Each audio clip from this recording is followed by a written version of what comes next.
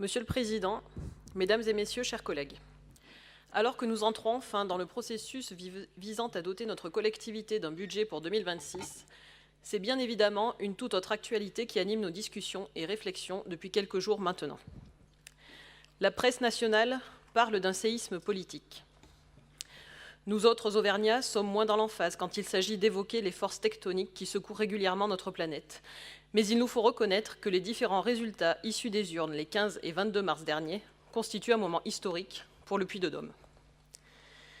La victoire de l'alliance de la droite et du centre à Clermont-Ferrand apporte une véritable bouffée d'air démocratique à une ville qui n'a jamais connu l'alternance depuis des décennies. À l'origine de ce succès, un homme qui a compris que ce besoin de changement ne pourrait se matérialiser sans l'union très étroite de toutes les forces du bloc central et de la droite, dite de gouvernement.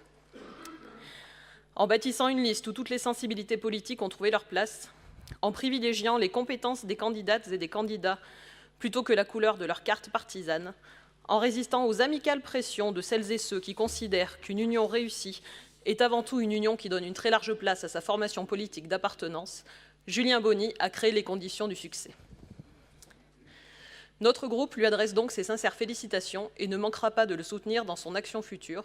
grâce notamment à l'engagement à ses côtés de notre collègue Corinne Mielvac, qui saura être la cheville ouvrière des futurs partenariats entre notre collectivité et le prochain exécutif municipal clermontois. L'analyse des résultats électoraux à l'échelle de notre département met en évidence une réalité implacable.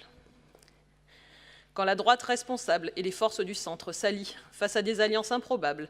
entre les soi-disant héritiers de Blum et de Mendès France, et celles et ceux qui estiment que la fête de l'UMA est un peu trop blanche à leur goût, que le monde irait mieux si toutes les polices étaient désarmées et que notre vivre ensemble devrait se soumettre à des logiques religieuses et communautaires incompatibles avec notre laïcité, la victoire est possible. A l'inverse, lorsque ces formations ne parviennent pas à s'unir, elles échouent, a fortiori lorsqu'elles affrontent des forces de gauche, comme ce fut le cas à Ambert, qui n'ont jamais renié leurs valeurs républicaines fondamentales. Enfin, la tentation de certains à droite de s'allier localement à des responsables départementaux du Rassemblement national, oubliant le gouffre béant séparant leurs propres convictions des mantras de ce mouvement nationaliste, que ce soit sur l'Europe, sur la coopération intercommunale, sur la loi plein emploi et bien d'autres encore, a également été durement sanctionnée par les électeurs, Pont-Gibaud en étant l'exemple le plus marquant. Ces différentes réflexions ne doivent pas nous faire oublier que les 15 et 22 mars dernier, 461 conseils municipaux ont été renouvelés dans notre département, permettant à des centaines de nouveaux élus de s'investir pour le devenir de leur commune et pour, in fine, permettre à notre République d'être toujours présente au cœur de nos territoires. Le travail qui débute aujourd'hui dans cette Assemblée, par l'examen du rapport d'orientation budgétaire,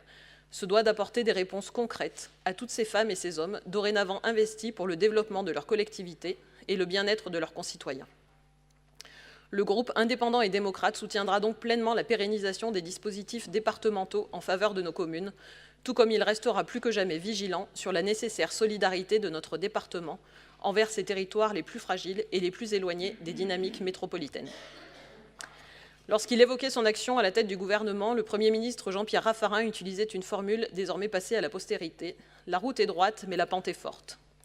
Nos élus municipaux aussi devront emprunter des chemins escarpés avant de voir aboutir leurs projets. Alexandre Vialat ne disait-il pas lui-même qu'en Auvergne, il y a plus de montées que de descentes?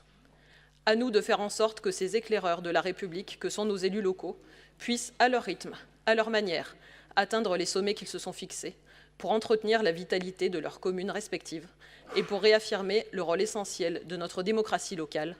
pire système de gouvernement à l'exception de tous les autres qui ont pu être expérimentés dans l'histoire. Je vous remercie.